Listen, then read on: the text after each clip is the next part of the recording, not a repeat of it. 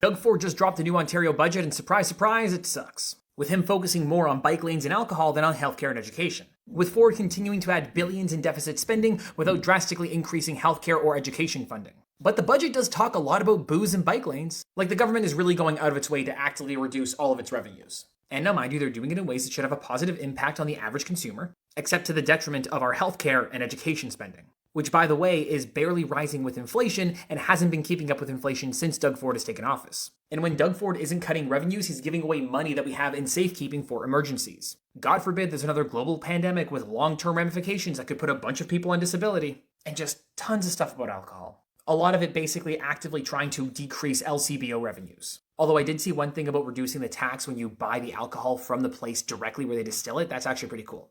Makes it easier for you to want to support your local distillery, even though I don't think it's actually going to increase sales at all. And this budget has a $14.6 billion deficit, which is 10 times larger than what the government had projected, with government debt rising to almost $500 billion.